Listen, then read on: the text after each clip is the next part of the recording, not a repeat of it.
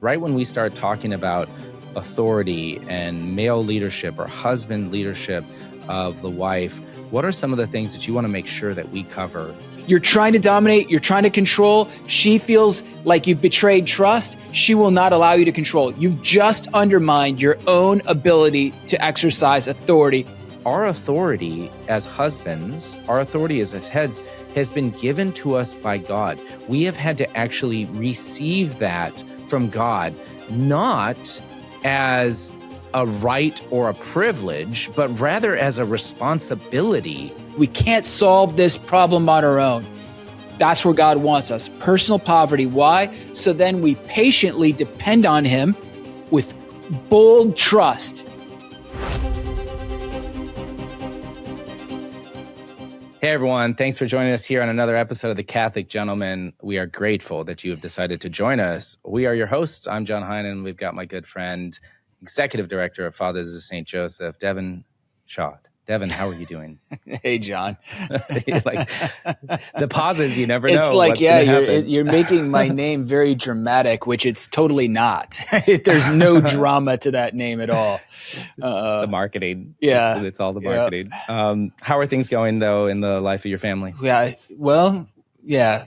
We're not gonna say because I don't want the CDC to come after me. So we're okay. We're good, man. We're good.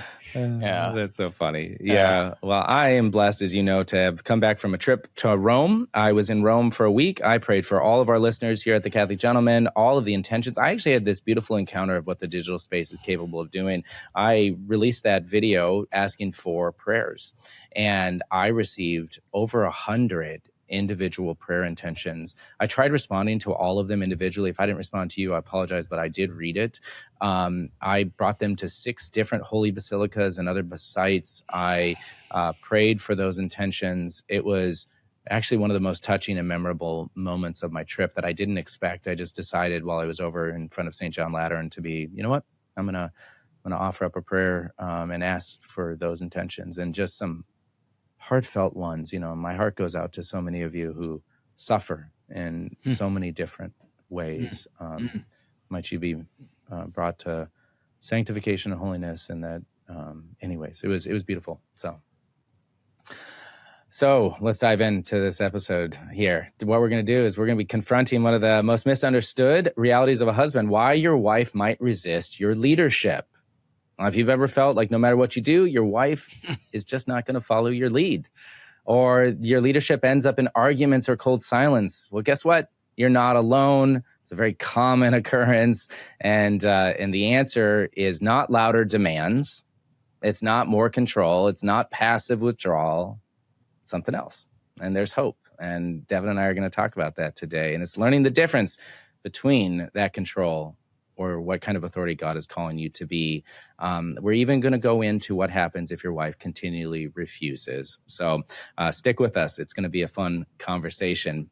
So if this is your first time, please like and subscribe. If you've listened to a bunch of us, we'd love those 5 stars. We'd love those reviews. We know that if you've listened to a bunch of us, it's because you want to give us a 5 star. So do that. It helps to reach more men. Wait, we prayed for humility. What am I saying? And so also, if you're looking to donate, we've got Catholic Gentleman Plus. It's more than a donation. It's actually a way for you to grow in holiness and understanding of your God-given role as a man. We have gone through 30 sessions actually inside of Catholic Gentleman Plus, exclusive content just for men. Head over to CatholicGentlemanPlus.com. All right, men, we have got to get this right. For the sake of our brides, for the sake of following God's command.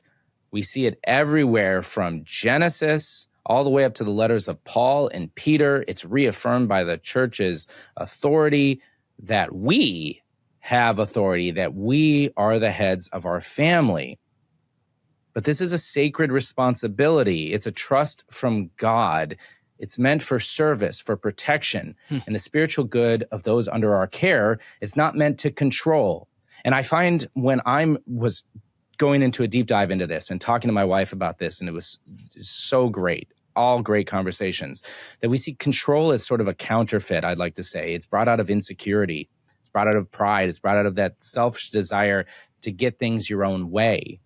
And we all fall into that. It's a natural temptation of guys, right? We have this temptation to dominate circumstances and even people, and it comes out in ways of anger and ultimatums, or even clever manipulation, right? We can manipulate. I know men do it.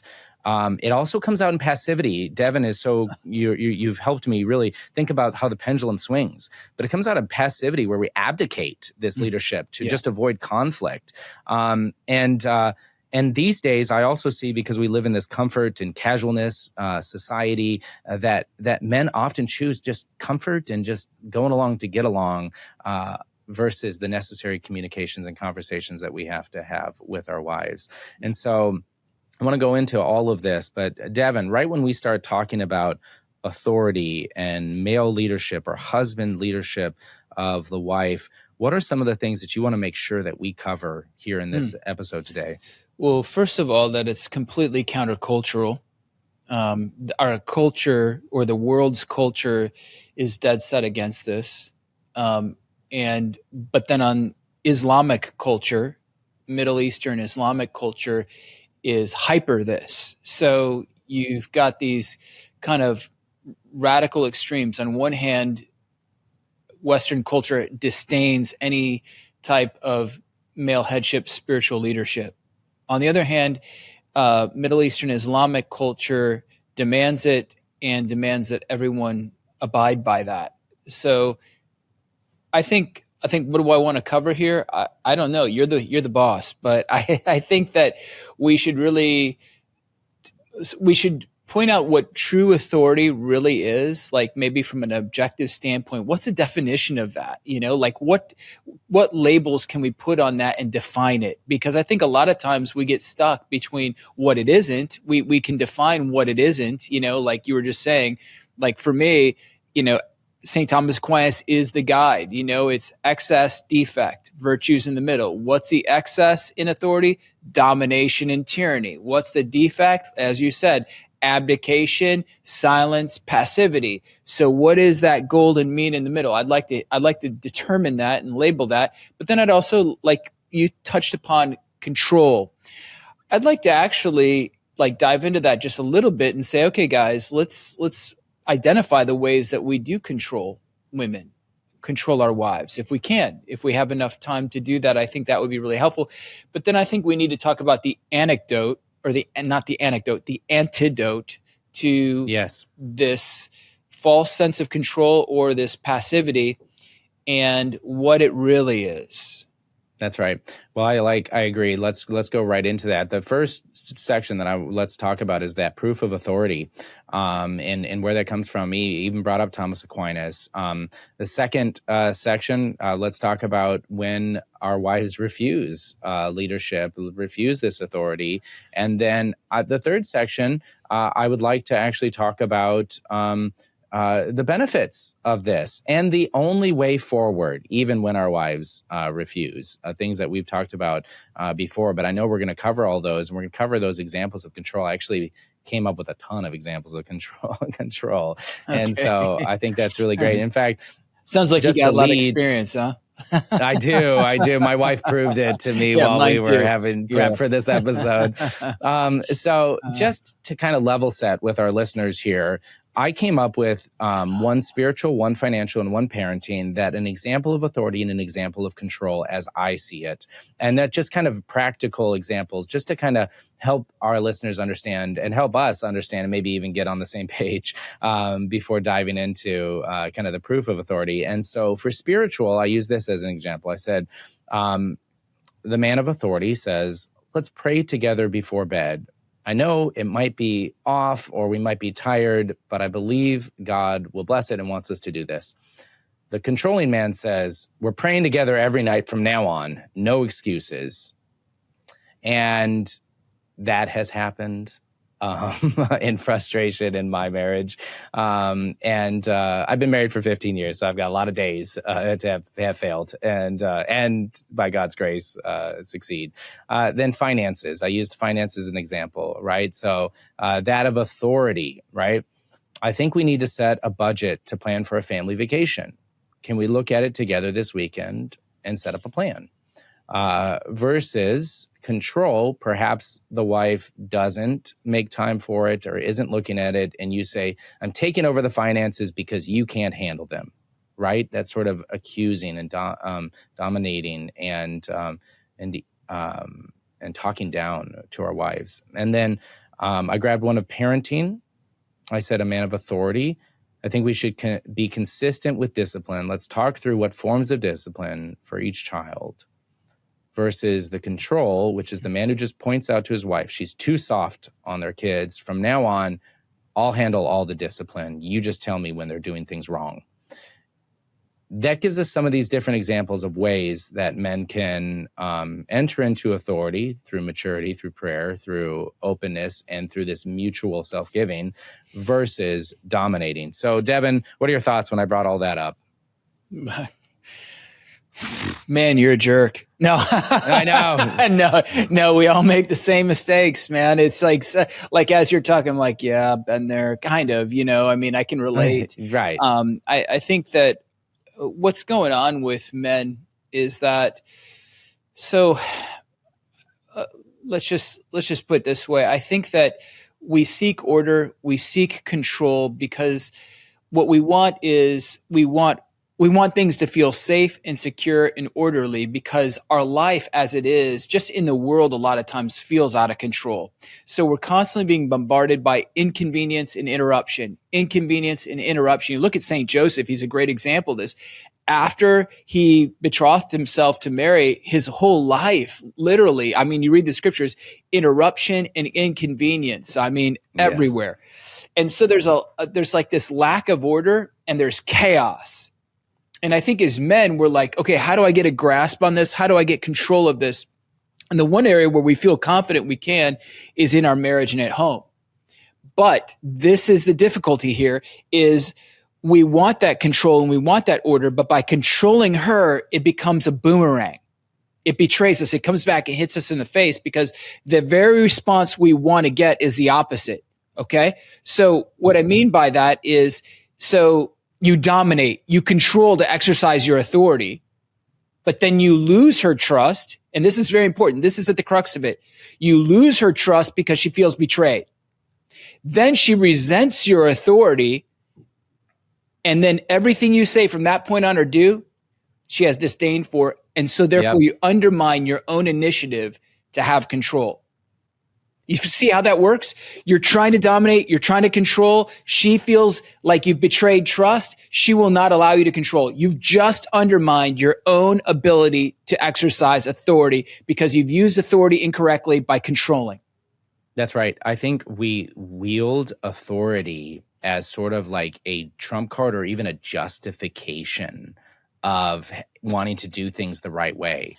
That this happens often where we will, I call it skipping rocks through scripture, right? Where like the rock is just like hitting certain passages that you want to pull out to justify how you want things to be done. And while the actual desire might be good and might be true, the manner in which and the intent in which that you're moving forward could be one of controlling and dominating, which is a very difficult thing, which is why we have this episode right now so that we can go into all of this, because we have to get that distinction, or else what happens when we're tired and we're, emotionally charged is that we're going to use our stature as the husband, oftentimes bigger, stronger, louder, to control situations and manipulate. And like you just stated, our wives are going, if they freeze in that moment,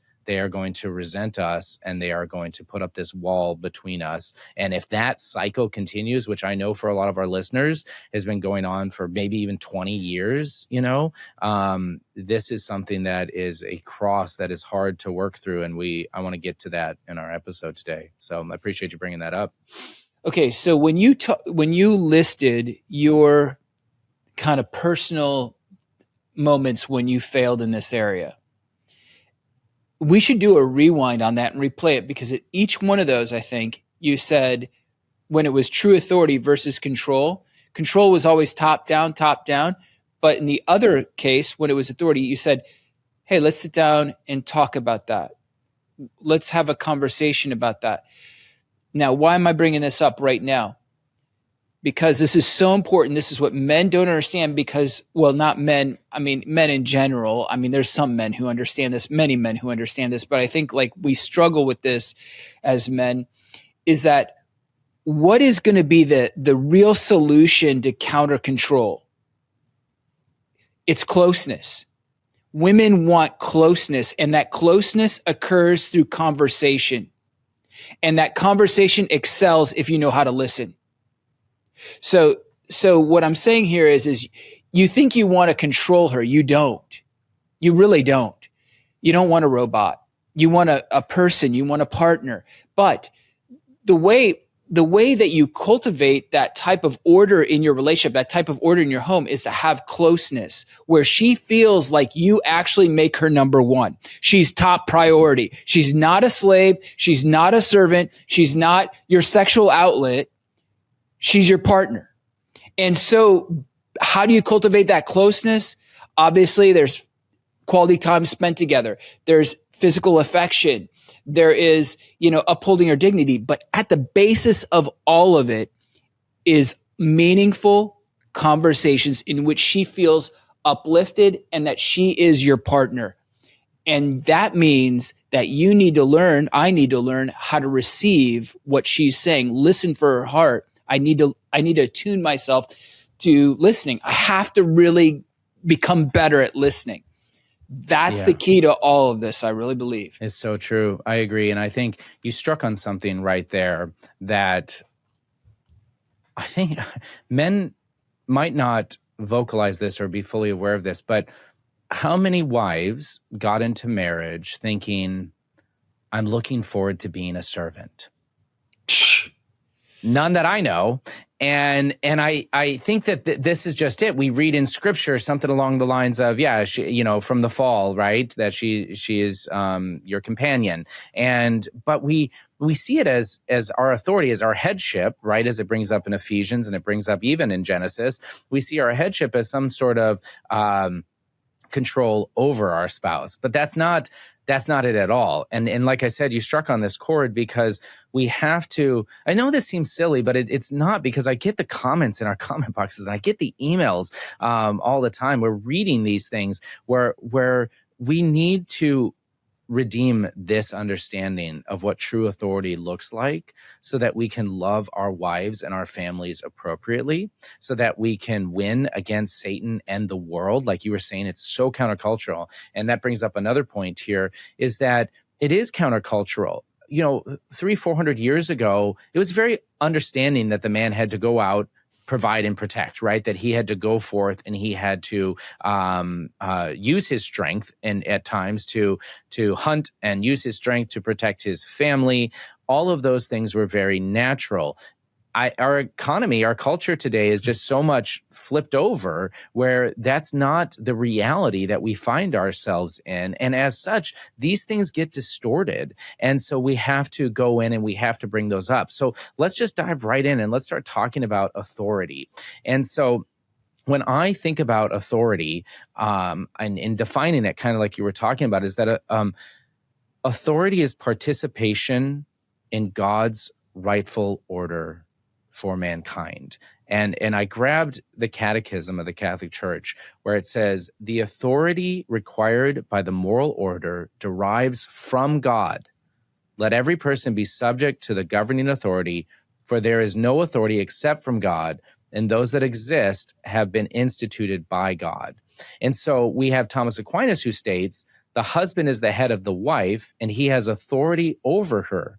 Therefore, she is bound to obey him, not as a slave, but as a companion, so that her obedience shall be dignified and honorable. But again, this is all nice and good unless we understand that our authority as husbands, our authority as heads, has been given to us by God. We have had to actually receive that from God, not as a right or a privilege, but rather as a responsibility in the order of God. That's how I see it. Devin, what are your thoughts when it comes to defining authority? Man, I've written so much on this. Let's do it. Let us my know. mind is reeling. I mean, because there's so Yeah. many thoughts that we could go a million different directions in this. But let's just start from the beginning, literally with the Trinity. So you have the Father, the unbegotten begetter, and then you have the Son and the Holy Spirit. And the Spirit or the Son proceeds from the Father, and the Spirit proceeds from the Son and the Father, right? So what's going on there? There is an order in a sense, right? And so the error, though, that was made, the heresy is subordinationism, where just because the Son comes from the Father, they say that the Son is less than the Father. The Word is less than the Father. The Spirit is less in equality, in essence, to the Father. No. And so this is a great, I guess, lens by which we can look at is this is how man was created. He was created in the image and likeness of God. So you have this man who's created first. Let's just say he's the begetter. From his rib comes this woman. She's second in the creation account. And then there's going to be a third. Eventually, there's going to be a child. Now, the key to it all is that subordinationism is like, oh, she's less than because she was created second. Oh, the child is less than because the child was created third. No, all of them are equal in dignity. However, there are roles and responsibilities. And so because Adam was created first, he has responsibilities that Eve did not have. And we can get into what those are, but basically, God gave Adam all the commands. If you look at the creation accounts, there's 2 creation accounts.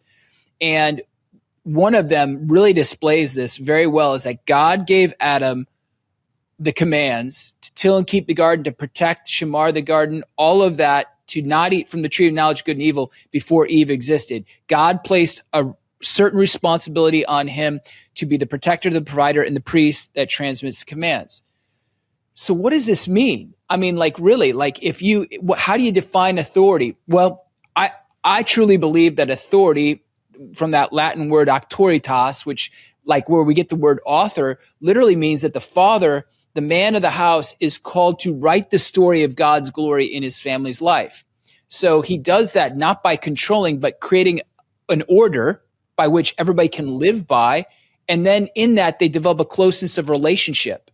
So it's leading by loving, as I always say, and loving by leading. It's charitable authority. It's authority that's animated completely by charity. If it's absent of charity, it's not true authority. What is that charity? It is to set the pace of self-giving love, to initiate self-giving love. And that's how a wife will follow her husband.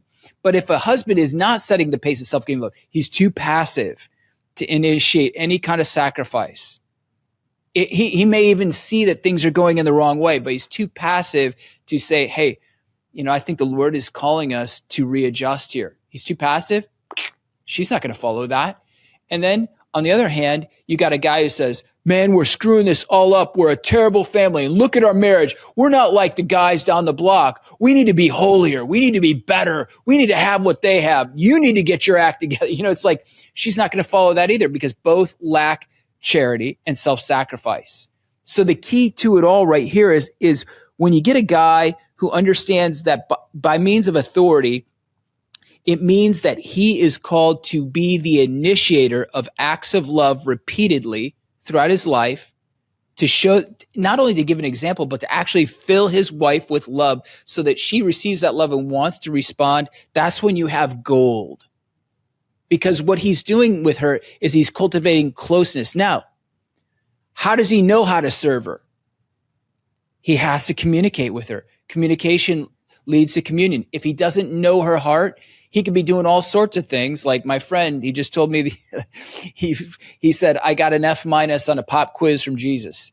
He said, I came home from work and I saw that the dishes were all over the counter. I saw that the house was a mess. So I went to town to help my wife. I was washing dishes. I was cleaning up the kitchen. And my wife stopped talking to me and she was resentful and he didn't understand why. And what happened was she perceived that he was saying, the place is a mess. I got to do it myself. You don't care about me. You don't even want to talk to me. See how that, because he didn't communicate with her to derive from her what is her heart's need at that moment. And so then they got past it, of course. But see, sometimes we can have the right intention, but we have the wrong execution. And the only way that we can figure out the right execution is through conversation. Yeah, so I really like that. So we've got the man is leading to create this order, this environment within his family to write the story of communion within his family. I like that a lot because, I mean, immediately I was struck by when you were talking, actually, before I tell you what I was struck by, what book did you write about this the most, so that I can drop it into the show notes, because you've been writing a lot and you got great books. 2 books. Meaning and Mystery of Man lays this out like scripturally, like, in depth. And then Lead practically. The lead devotional has a whole section on this to how to live it practically. Absolutely. The Meaning and Mystery of Man, for all of our individuals that go through Catholic Gentleman Plus, start a second year, you get our thank you package, and we put that Meaning and Mystery of Man in there. And thanks to you, Devin, I just purchased a couple hundred more. So, but yeah, no, that's a great Meaning and Mystery of Man. I've probably read it twice, so I appreciate that. And I've definitely gone through Lead as well. Okay, thank you. So what struck me was it's Christ. It's Christ given authority, and we're going to come back to that. But what does Christ do? There you go. Is he leads in service. He leads in sacrifice. He leads in humility, in patience, in meekness. And we need to understand what that means as men, right? So like, if you're leading in anger, you're not leading like Christ. You're not leading in meekness. If you're leading in reaction when things bad happen, you're not leading as Christ does. If you're not setting the pace of sacrificial love. John Paul II talked about this in Milioris Dignitatum, where he points out in Ephesians 5 that I'm going to get it. I want to grab it here. For the husband as the head of the wife. No. Husbands, love your wives as Christ loved the church and gave himself up for her. That there's like this mutual subjection within. Those are the words that he uses, and it's because you as the head, as a Christ self-giving love that you're trying to do, is you're leading sacrificially, and you're setting the pace of that. And if your wife isn't experiencing that all the time, you're not entering into your role and your authority as a father, as a husband. And so it's so important that we get this right. Here's another thing that I've realized for those of us marriages who have been working on this, who have been aware of this.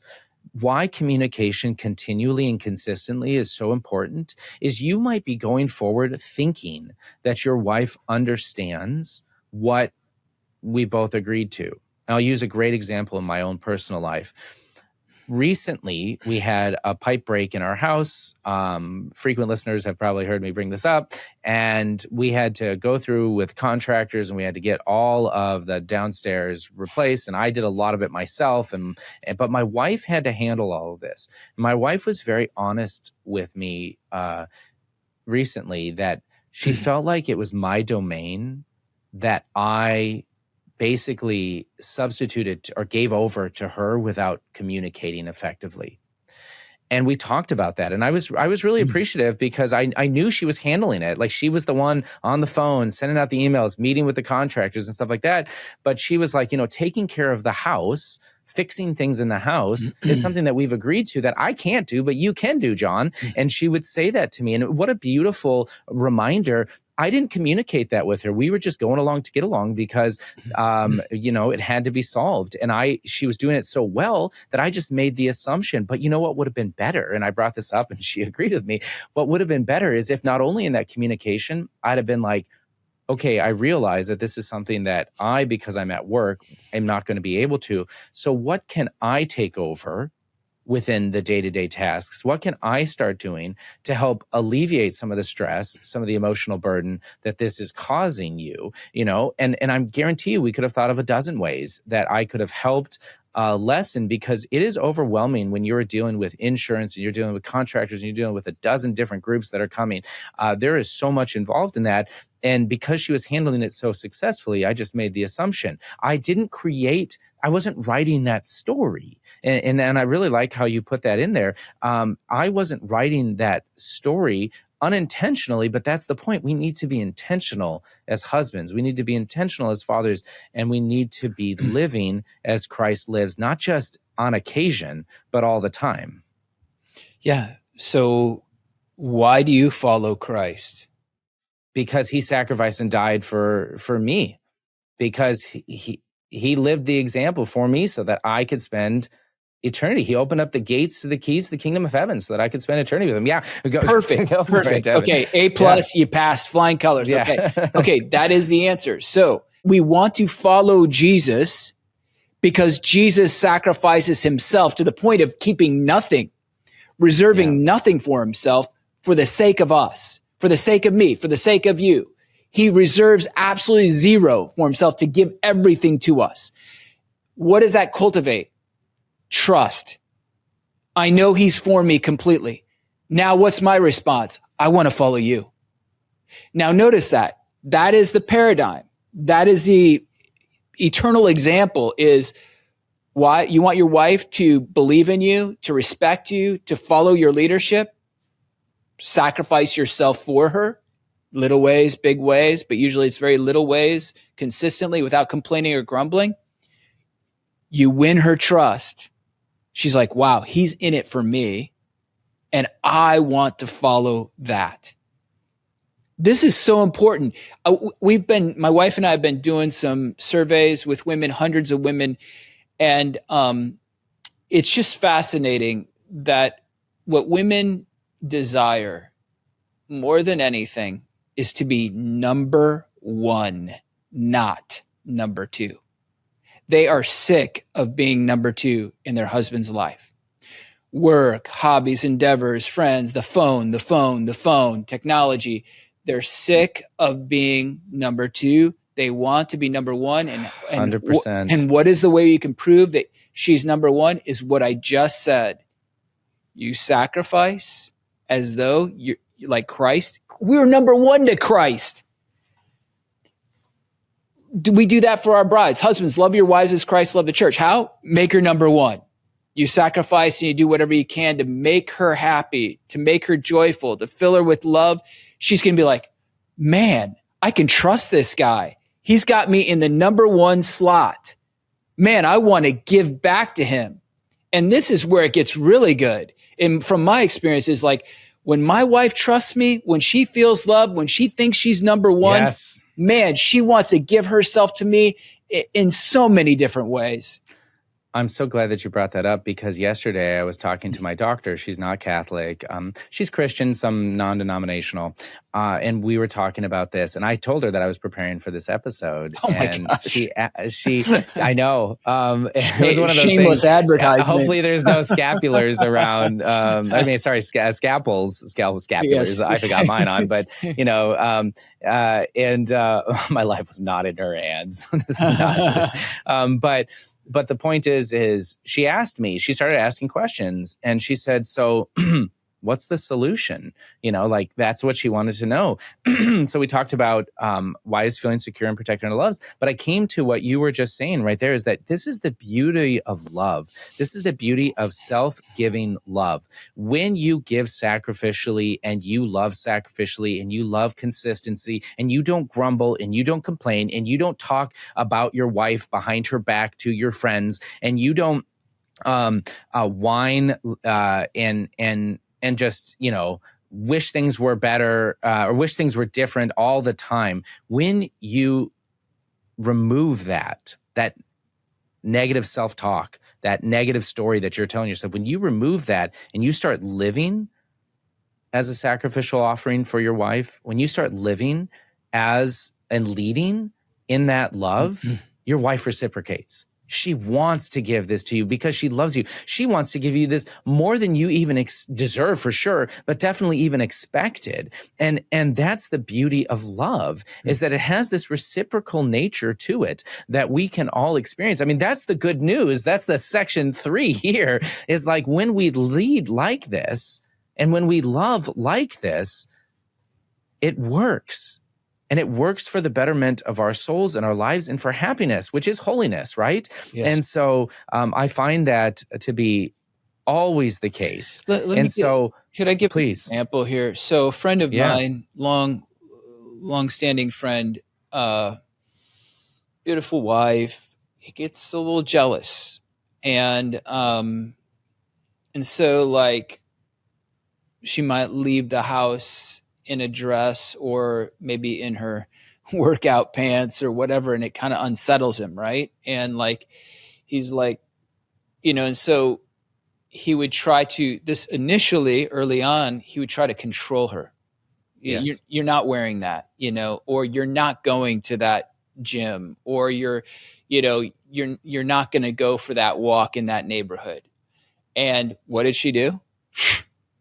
She's like, she's going to figure it out. She's going to do it. She's going to, and she ends up hating his guts, right? Or resenting him. So what does he do? He steps back and he's like, okay, this isn't working, right? So then he begins to cultivate closeness with her. He starts to take her out on dates. He starts to have meaningful conversations.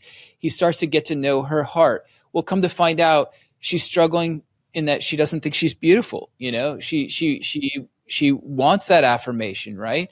And so then he's like, through the conversation, realizing, oh my gosh, I could just assure her of her beauty, and I could assure her that she's still gorgeous, and we could talk through this, and then he can express his heart. Well, actually, what's going on here is you are so gorgeous that I'm just kind of like a little bit afraid that some other guy is going to find you gorgeous. And what happens is then she still goes to the gym, but yet she tells him everything. Yeah, a guy did hit on me today, rather than hiding that.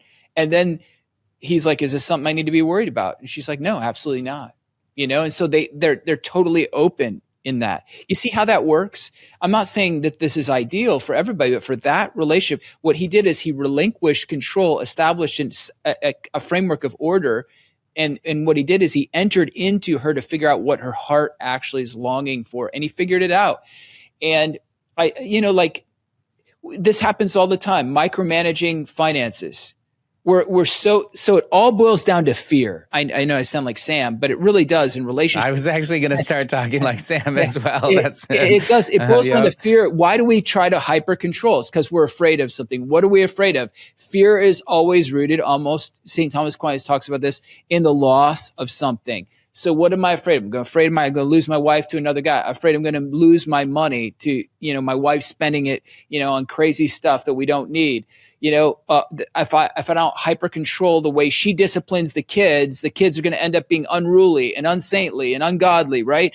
So that fear prompts us and compels us to seize control and say, no, you're going to do it like this. And she's like, middle finger, no way. So what do we got to do here? We've got to step back and just kind of like just for example, like on the finance thing, it's like, okay, so you're fearful she's going to rack up the credit card debt and spend, let's say you're the breadwinner, spend the money you're earning, she's a spendthrift. Okay, how do you solve that? You don't solve that by saying, I'm doing the finances, I'm keeping the credit cards, and you can't use them, and you're going to have to come to me for every time you want to spend money. That is not going to work. That is not going to work. She will resent you for the rest of your life, and she'll find different ways of getting money. So what works? Meaningful conversations where you can express, hey, I've got this fear, like I only make so much money. I know I want to come through for you, babe. I want you to have everything you want. But like right now, we're squeezed tight. How can we work together to get through this period so that we can get you what you need or what you think you need or want? That's a much different ball game. You know what I mean? It's about learning what her heart desires and needs. And then if she's truly a great wife or wants to be a great wife, she's going to respond and reciprocate, say, yeah, I'll work with you on this. My wife is Yeah. excellent at this. She's just so good at this. I just, It yeah. is. It's really good, and I'm glad that you brought that up because we're not presuming, but it is a part of marriage, right? That our wives want to love and want to be loved, and are women of goodwill. Mine is as well, and so we get that a lot in the comment sections. We're gonna get some men whine that it's always the man's fault, blah blah blah. Well, women, we just talked about it in the right order of nature. But the point is that women of goodwill are aware of these things. My wife is aware that one of the curses of the fall is her desire to control me. She is aware of that. Like she could literally give me a theological treatise on it far better than I could. And she's aware of that. But because she loves me, she wants to work against that, but the reality of the human person and the human emotions is such that she needs my leadership, but she needs it in a loving, sacrificial way, like we're talking about. One of the other things that you came up with, so mentioning Sam, I actually was thinking about that as well, is I think one of the ways that a man can be aware when he is trying to control versus lead authoritatively is by looking at those areas where you don't trust your wife. Maybe it is in her attire, like you mentioned. Maybe it is in her finance and use of money. Maybe it is in her Self-care. I mean, self-care. I get Exactly. this. I hear this all the time. Like guys are like, she's letting herself go, man. She's eating all the time. She's not exercising, and like, I try to tell her, go for a walk or like let's exercise together. It's like, so funny. So funny that you say that because I brought this exact point up to my wife. Before I get there, and I want to come back to it, I want to just finish this thought here, is that you need to get curious about what is the fear that you have in not trusting your wife in this situation. And then you have to think about how do you like to respond versus how can you lovingly discuss this with your wife. I think that's a great way for each man in his different ways is to think about where in this area do you not trust your wife? To your point there that you just brought up, I did bring that up to my wife. I said, so what happens if a wife is gaining a ton of weight and not living healthy? How does a husband guide her? And she said, I don't think there's ever a situation where the husband can force his wife to work out and eat healthy because free will is always a choice that they get to choose. And I pushed it. I said, even as far as if she has a heart attack and she's 48 years old and they've got children. And she was like, yes, like this, you can lead by example. You can lead by sacrifice and love and fasting and prayer. And she was like, but you can't force somebody to take care of themselves. You can't force somebody. And I love that because actually this goes into my second section that I want us to talk about here is what happens when she refuses your leadership consistently. Well, I think at the heart of it that we're talking about is her dignity has to stay intact. You have to respect her dignity, and her free choice or her free will also will always stay intact. And so authority can be rejected. And it can be rejected without being lost. Christ kept on leading his church. He keeps on leading his church, regardless of all of our failings. And so it's, yeah, exactly. It comes from God. And we reject him. And we reject it again. I know. And it comes from God. It's not human permission that gives us this authority. But a wife's dignity and freedom, they must always be honored, kind of going back to that, what I was talking about. Coercion and control is never the way forward. And I know, and I want to talk, the final thing that I'll state about what happens when our wife refuses this is be aware that the demons are having a great time about this as well. I think that has to be stated, right? We're fighting the flesh, we're fighting demons, we're fighting the world, and we've already talked about the world. Our culture is so much against this notion. I mean, we didn't read First Peter, but you read First Peter about the weaker vessel and stuff like that, and oh my goodness, we in our modern minds don't know how to comprehend and discuss this. But the point that I'm getting at right here is that the demons are fully aware of this. And the demons want you to think and to respond out of assumptions and accusations. That is what they do. And I brought this up to the doctor yesterday as well. And I was just, like, she asked the questions, I'm going to let her know.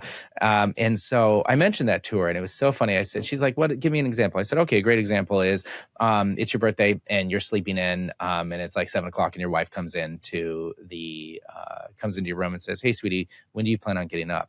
And you immediately think, "Oh my goodness, it's my birthday. I can't even sleep late. She needs me up. I have to take care of the kids. She's expecting this of me, et cetera, et cetera, et cetera, et cetera." And I said, "But in reality, she just wants to make you breakfast and is wondering if she has enough time to make you breakfast."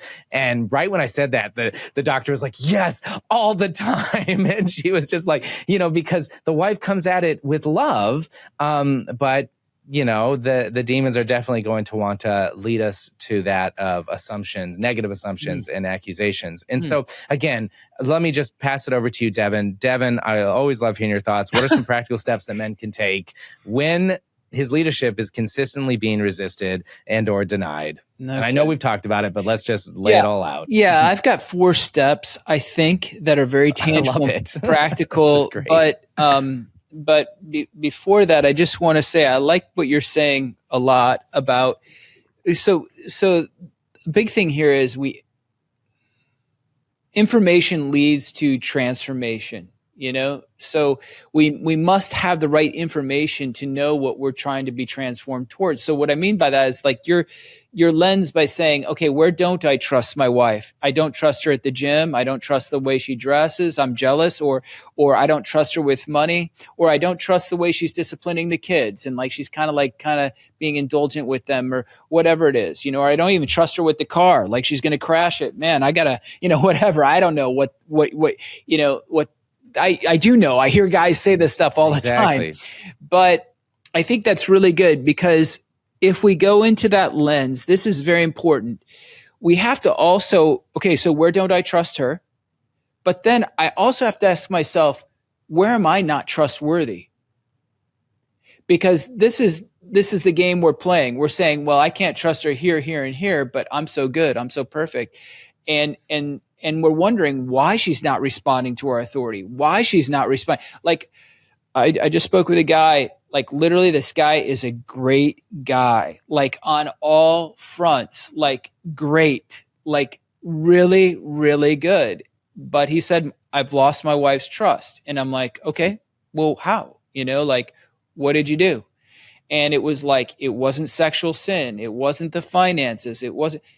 He just tried to control her too much early on in the marriage. It was that simple. So he has to look at himself, gosh, well, am I trustworthy? I think this is a problem. Like, I think I'm so perfect. And therefore I look down on my wife and say, oh, I can't trust you here and here. I'll do it for you. I'll make the decisions for you.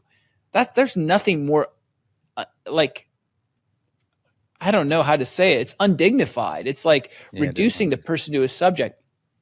That's right. Reducing them to a subject. I'm glad that you mentioned that because that is what we fall into. Exactly. We see ourselves as greater than them. Okay. Well, and we need to, like, every philosopher makes distinctions. I think the theologians do too, right? So is a wife subject to her husband's authority?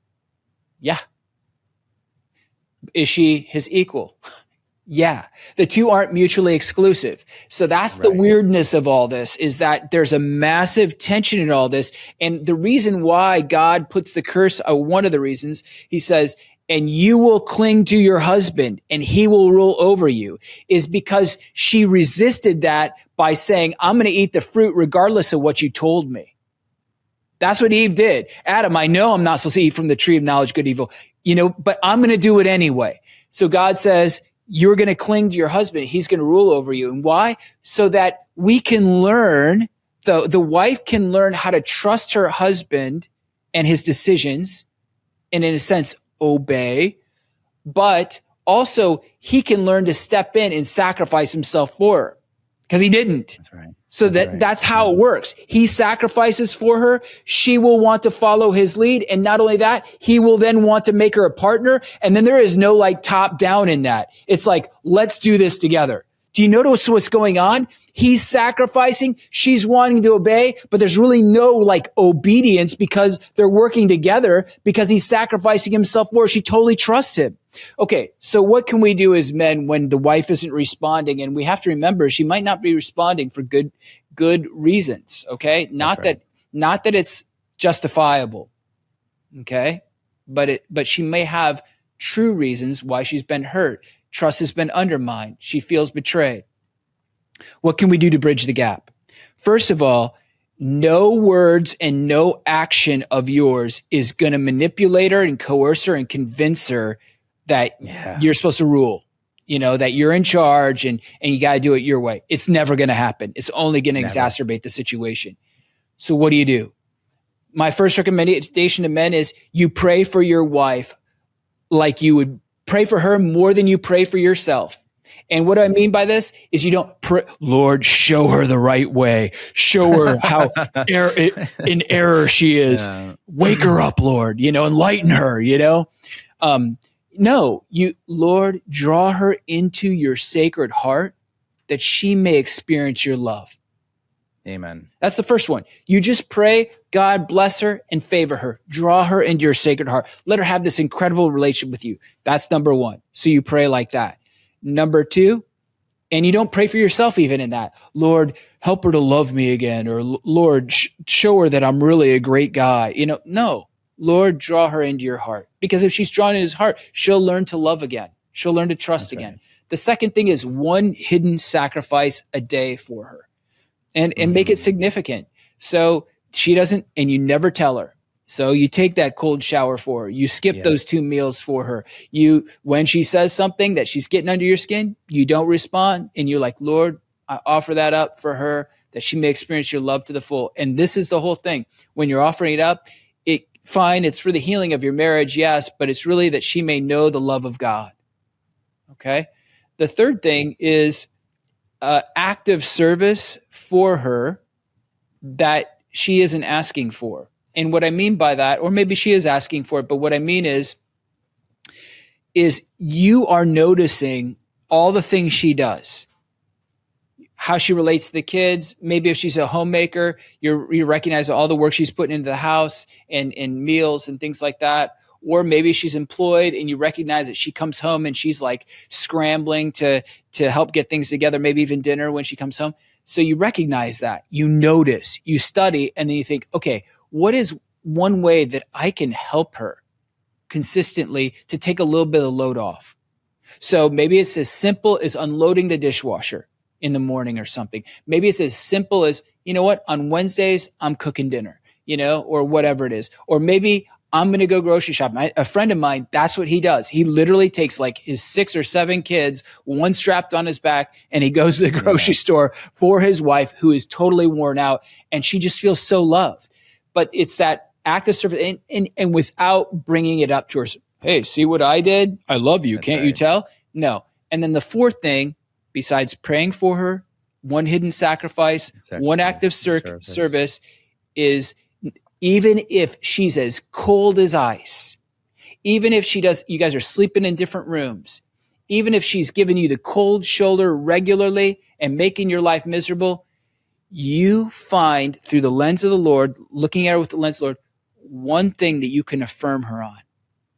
So maybe you don't want her to feel like she's beautiful because maybe you think that's going to give her too much power because she's going to find another guy. You tell her anyway. Hey, babe, you look great today. She's going to be like, what, are you trying to get something, And you just move on with your day. You don't stick around. You get off the stage. It's like, hey, man, you did a great job with, our son, in that I was really impressed. Walk away, get off the stage. Don't wait around for her to be like, oh, thank you so much. These 4 things, if you were to do these things all the time, even if you're not in this deplorable state of she's rejecting your authority and rejecting your spiritual leadership, just regularly, if you do these 4 things, your marriage, this is a kindling wood that sets your marriage on fire. Yeah. Amen. But in this situation, he can't have those meaningful conversations. In the other situation where she hasn't rejected his authority, this is all at the service to get to those meaningful conversations, to know her heart. That's where the fire happens. Yeah, no, I agree. And I think that for men listening, this can be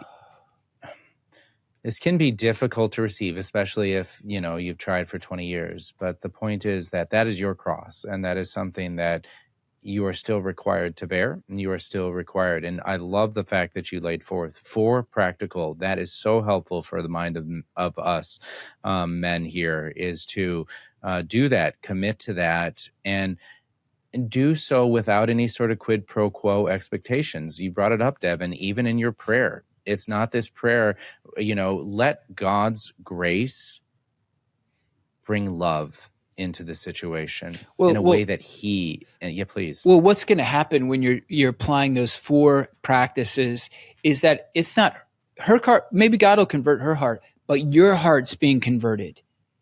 You're learning to love her even when she's not loving you, which is disinterested, altruistic love. That's what God wants. And you said something. Yeah, you may be enduring this cross, and we just kind of throw that out there a lot of time. Oh, you man, if I've had that cross at times, maybe I know what it can feel like. It's very painful.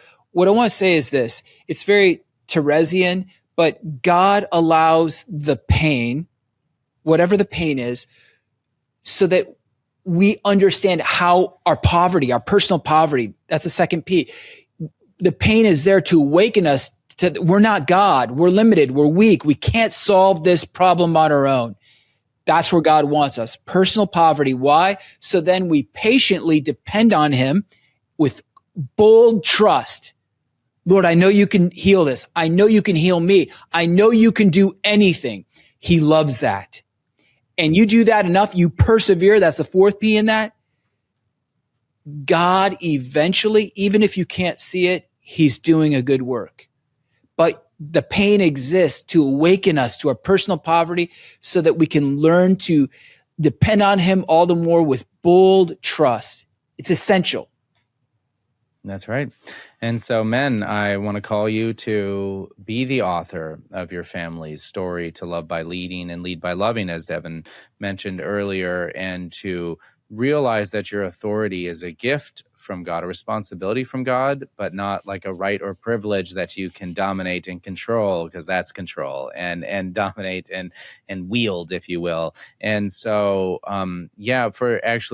if you have any questions, we love receiving them. Please send them to us at podcast@catholicgentleman.com. In fact, I've been getting a ton of them, and that helps guide some of these episodes, and I'm really grateful for those questions. We're here at a point in the episode of putting on the new man. And I think we've got some, the putting on the new man is the weekly challenge. And I know we have got some really good ones here.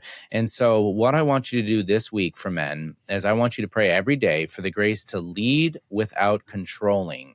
And then, because we brought it up, I want you to actually reflect prayerfully on where the areas are that you don't trust your wife, and how you naturally go about responding those, and how you're going to respond about those in the future. And then finally, if you're in this situation where you are at complete odds with your wife, she's very resistant and rejecting, and there might be some just reasons to it, I want you to remember those 4 things that Devin just played forward: that you are going to pray, that you are going to do a daily sacrifice, that you're going to do a daily act of service for her, and that you are going to affirm her with the words of affirmation, regardless of what fear is put the most on you. Difficult. Exactly, because you feel like you're giving her the upper hand, but